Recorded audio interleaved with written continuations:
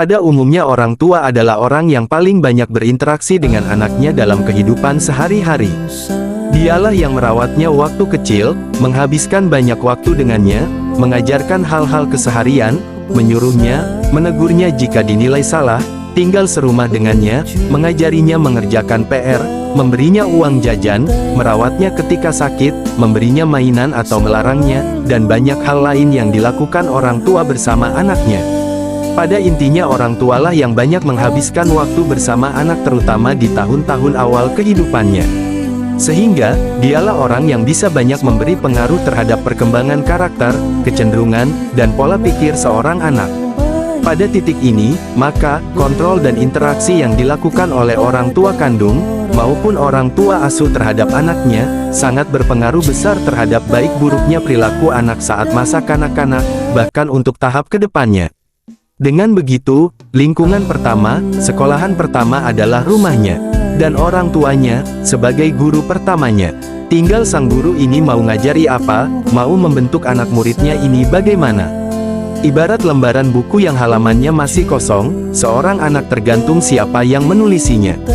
Ibarat memori kosong, tergantung apa yang diinstalkan kepadanya.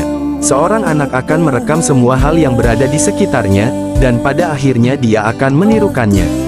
Maka disinilah peran penting orang tua sekaligus guru pertamanya, untuk membimbing dan mengontrol pergaulannya, dengan siapa ia berinteraksi, memfilter tontonan yang dilihatnya. Ajari dia hal-hal baik, nilai-nilai luhur, bagaimana cara berterima kasih, bagaimana memberi dan meminta maaf, berbagi dengan sesama, mengasihi teman, menyayangi binatang. Ajari bahwa, setiap keinginan tidak mesti terturuti, kemauan tidak harus segera didapat. Biasakanlah menggunakan kata-kata yang baik dan membaca doa-doa. Tegurlah dengan perkataan yang simpatik bila anak lalai pada tugas dan kewajibannya.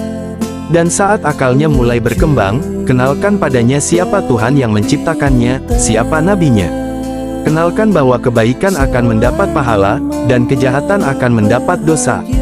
Jangan biarkan lembaran kertas yang masih putih bersih ini, diisi oleh orang sembarangan, dengan kata-kata yang buruk, narasi yang buruk, contoh yang buruk, sehingga lama-lama halaman buku yang kosong tadi, akan terisi penuh dengan hal-hal buruk dan tidak berguna.